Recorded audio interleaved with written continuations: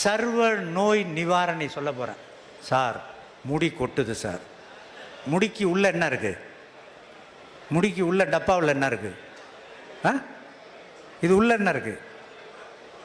மூளை இருக்குது. மூளையில் பிரச்சனை சார். முடிக்கு பிரச்சனை, அடுத்தது மூளை. நகம் கட்ட விரல் வரைக்கும் வாங்க, நீங்கள் என்ன வியாதி வேணாலும் சொல்லுங்கள். என்னுடைய கிளினிக்கில் நான் ரிசல்ட்டோட பேசுகிறேன். நான் தேறி பேசிட்டு போகிற ஆள் கிடையாது.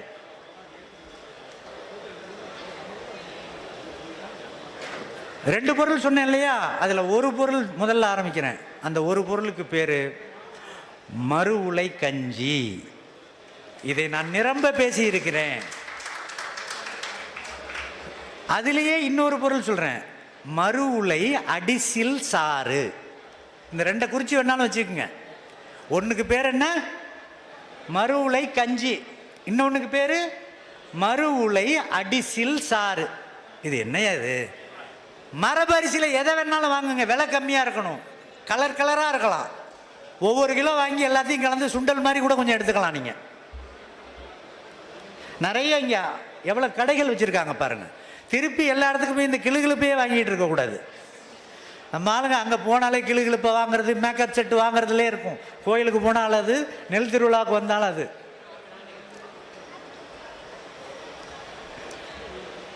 மரபு அரிசி என்ன வேணாலும் வச்சுக்கோங்க. வெள்ளையெல்லாம் கூடாத. வெள்ளையும் அருமையானது தான். இப்போ தாய்ப்பால் கொடுக்கணும், எலும்பு வளர்ச்சி, எலும்பில் பிரச்சனைன்னா நம்ம குழியடிச்சான், நீலஞ்சம்பா, கிச்சடி சம்பா இதை தானே கொடுக்குறோம். அதெல்லாம் வெள்ளை அரிசி தானே. வெள்ளை அரிசி தீட்டுனா வெள்ளை மட்டும்தான் தப்புங்கிறத புரிந்து கொள்ளுங்கள்.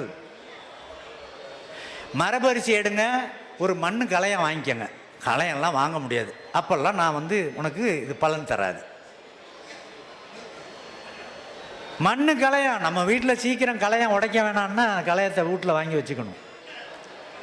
களையம் எப்போ உடைப்பாங்கன்னு உங்களுக்கு தெரியும். ஒரு மண்ணு களையம் வாங்கிக்கோங்க.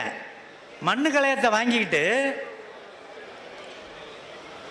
அதுக்கு ஒரு மடக்கோட மரபு அரிசியை ஒரு கை போதும், ஒரு கை அளவுக்கு அரிசி எடுத்து கழுவிட்டு அதில் போட்டு தண்ணியை ஊற்றி ஒரு கஞ்சி காய்ச்சுங்க.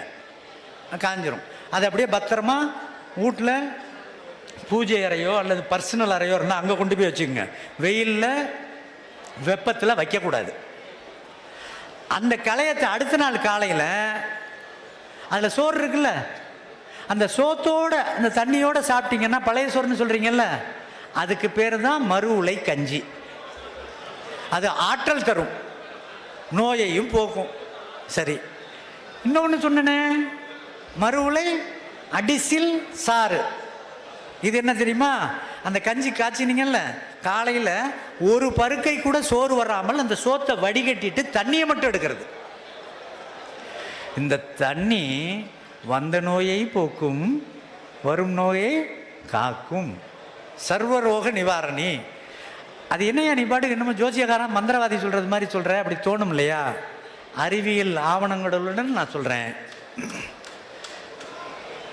அதில் இல்லாத ஊட்டச்சத்து கிடையாது, அதில் இல்லாத தாது உப்பு கிடையாது. உதாரணத்துக்கு ஒன்று, செலினியம்.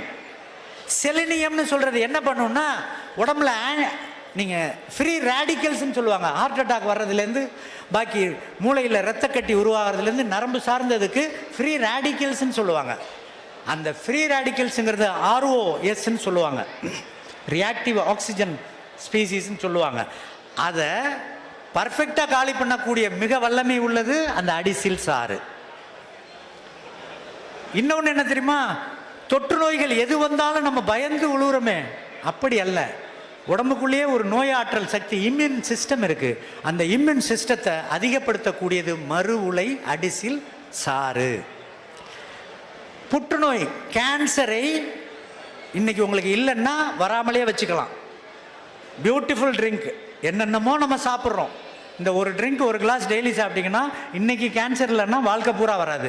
சார் எனக்கு கேன்சர் வந்துருச்சு, இன்னையிலேருந்து சாப்பிட்டீங்கன்னா புதுசாக ஒரு கேன்சர், செகண்டரி கேன்சர்ஸ் வராது. இந்த இருக்கிறத கொஞ்சம் கொஞ்சமாக மட்டுப்படுத்தும்.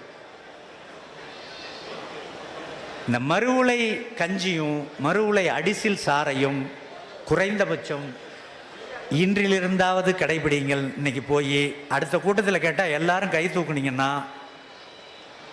நோய் என்ன ஒன்று நமக்கு இருக்காது. இதை தான் ஔவையார் சொன்னப்போ நோய்க்கு இடம் கொடையல்னாங்க.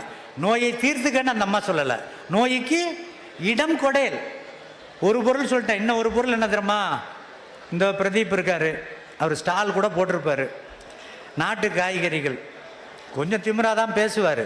ஏன்னா உண்மை இருக்குல்ல, உண்மை இருந்தால் திமிரு தான் இருக்கும். இந்த நாட்டு காய்கறிகள் விதையை வாங்கி அதை வீட்லேயோ மாடியிலையோ மொட்டை மாடியிலையோ எங்கேயோ போட்டு கொஞ்சம் இது பண்ணிக்கிட்டு ஒரு கையளவுக்கு எல்லா காயையும் எடுத்து உங்கள் இடத்துல பறித்து கழுவிட்டு அதை நறுக்கி அதே மாதிரி இன்னொரு களையை வச்சு அதில் போட்டு தண்ணியை ஊற்றி லேசாக சூடு பண்ணி லேசாக ரொம்ப அவிச்சிடக்கூடாது, அரை கால் வேக்காடு பண்ணி வச்சுட்டு அடுத்த நாள் காலையில் அந்த தண்ணியை 2 வேளைக்கு குடிச்சிட்டு மறுவாட்டி காய் போடணும். இந்த அரிசியை 15 நாள் வச்சுக்கலாம், காய்கறிகளை 2ஆம் நாளே எடுத்துடணும். அப்போ the fermented rice water, fermented vegetable water, it heals all the diseaseங்கிறது கிளினிக்கல் ஃபைண்டிங். இதை நம்ம செய்யலாமா வேணாமா? ஃபெர்மெண்டட் ட்ரிங்க்குன்னொன்னே நான் பேர் சொன்னால் அரங்கத்துக்கு அசிங்கமாக இருக்கும். வேறு ட்ரிங்கெல்லாம் எத்தனை குடிக்கிறீங்க? என்னென்னத்தையோ குடிக்கிறோம். நல்ல ட்ரிங்க்குன்னு ஒன்று கூட கொடுப்பாங்க, காளானில் செய்யக்கூடியது. பாண்டிச்சேரி ஆரோவில் கொம்புச்சா. கொம்புச்சாவும் தேவையில்லை நமக்கு. நம்ம வீட்டில் விளையிற அரிசி, நெல், சிறுதானியம், காய்கறிகள், இதில் எதை வேணாலும் எடுத்து நொதிக்க வச்சு இதை எடுத்துக்கலாம். நேற்றைய உலகத்தில் நம் மக்கள் மண்ணை சாப்பிட்டார்கள். என்னத்தை சாப்பிட்டாங்க?